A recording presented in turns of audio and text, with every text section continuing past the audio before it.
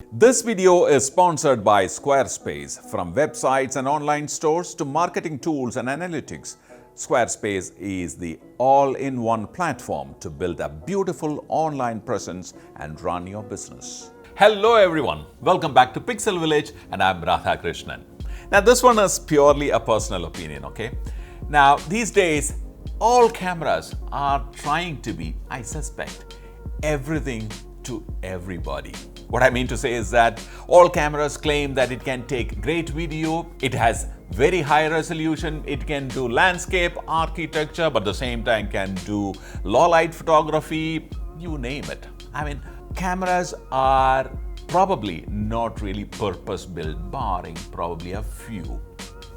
Generally, almost everything is, like I said, is trying to be everything to everybody. This is the time when this camera came and really surprised us. That's right. The all-new FujiFilm X-Pro 3.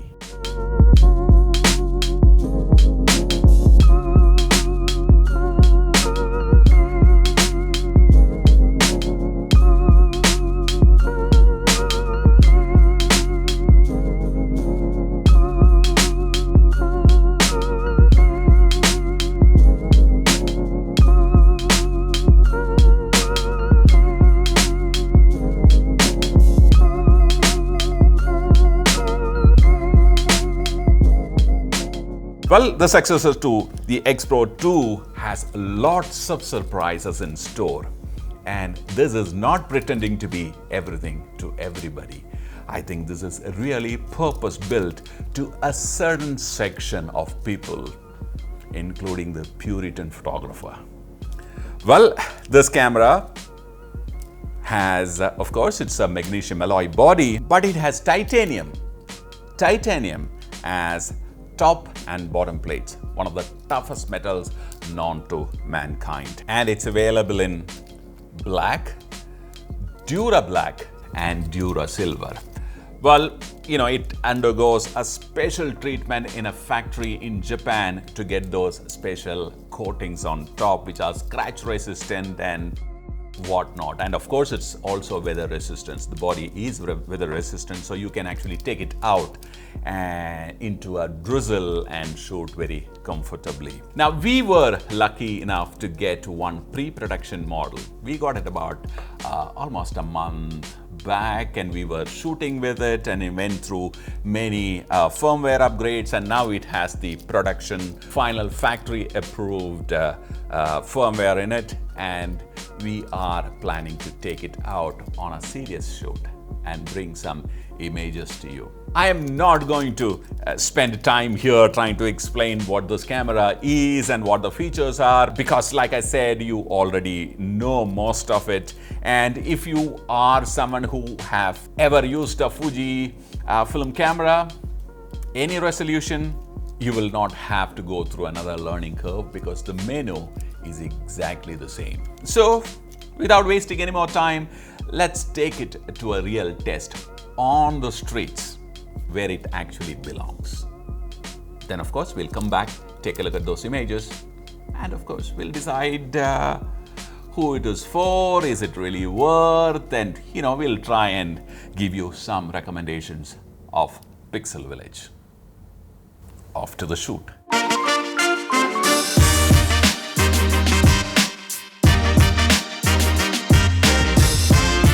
So here we are today in front of one of the oldest markets. It's a vegetable market in Pune.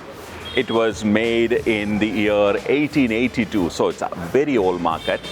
And it's right in the middle of the old Pune city. We're going to go right inside, and business, it's not really a market day today, but there will be still a lot of activity inside.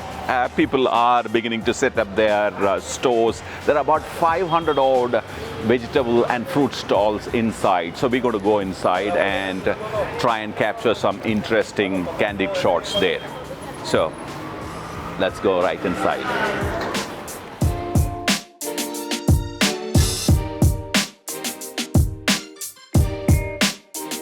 As I had suspected, there is not too much of activity today because today is not the market day. And during a market day, this place would be like bustling. I don't think you will have enough space to even walk. So what we're going to shoot is probably how a non-market day looks like in a otherwise busy market. Because we need to create a story, so create a story with what is available. I have decided to, again, to walk in a very unassuming way. I don't want to give away the fact that I am a photographer.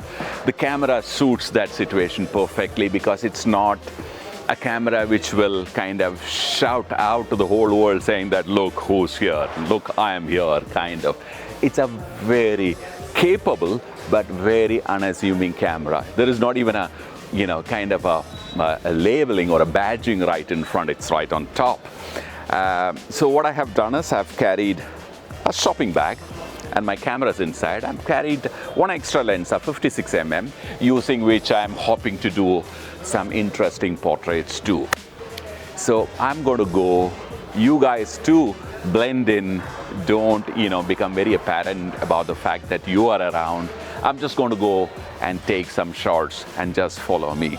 And because this place is really old, 1882, and it shows, I'm going to shoot in film simulation mode. I'm going to also shoot a RAW for a backup, but Fuji has some amazing film simulations.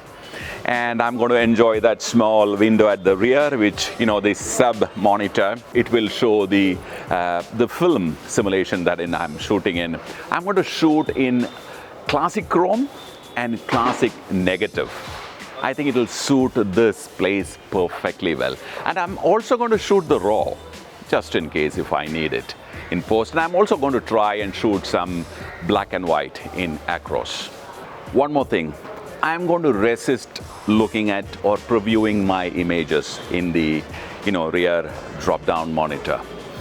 I'm going to try and shoot in the good old-fashioned way of, I'm going to assume that I'm shooting film today, and I'm not going to look at the images.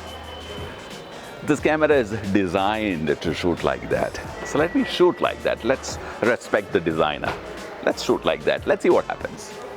I've not done it for a very long time, but let's do it.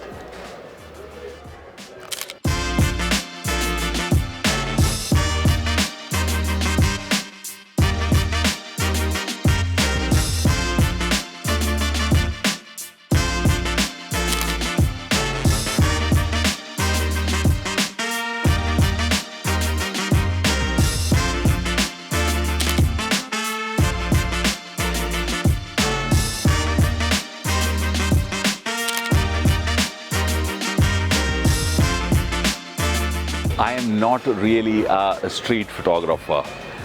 It's probably one of the very few occasions that I actually really got out and started doing something like this. And I'm a little, not too sure when you pull out a camera on people's faces. But to a street photographer, this place is like a paradise. Every corner, every angle, you see a new frame. And I am enjoying every bit of it. And this camera, I think, is the most perfect companion as far as I can think of, because I've not used too many. I've read about many, but this probably is one of the best camera for a street photographer. Really enjoying this one. I think we should stay here as long as possible and shoot as much as possible. Let's go in.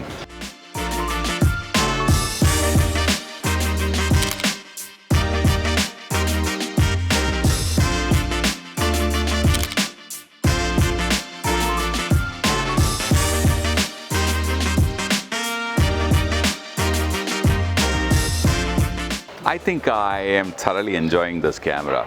I actually got transponded back a couple of decades to my, good old film days. And I'm resisting looking at the LCD, like I said earlier. I've heard about these top-end cars charging extra to give you an analog clock on their dash. This one, if I may use the cliched term organic, this is actually a design which is really organic. Some of these hardcore street photographers are going to definitely enjoy this camera.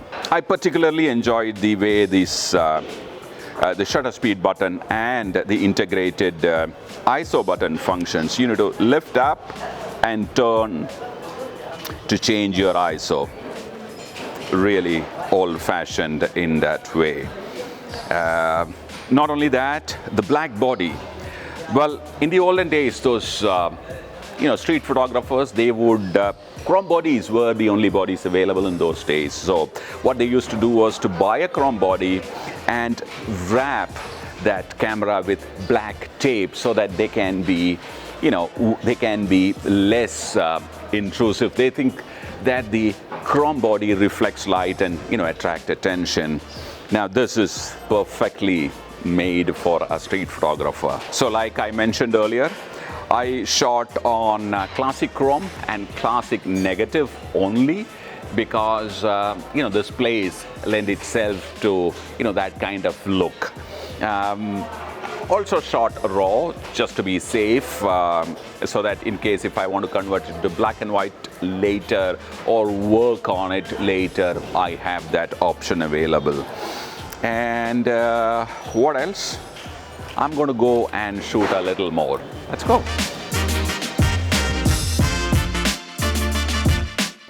In fact, I couldn't resist shooting a little more wider, so I'm using the 16-55, the XF lens. I would have loved to shoot with the 16 prime, which would have made the camera really compact, but I don't have it now, so I'm using the 16-55, the XF lens.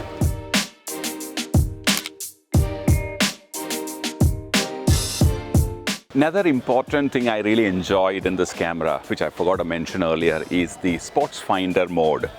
As you know, the camera has a hybrid viewfinder. It's got an optical viewfinder and also an EVF. You can use it in a combined mode too. So the Action Finder or the Sports Finder basically puts a rectangle which corresponds to the focal length of the camera there, and which you can actually use to see when your subject's entering into your frame of action. So you frame and wait, and you can actually see your subjects entering into the frame and you shoot it, which is actually an added advantage of a rangefinder style camera. I really enjoyed that in this.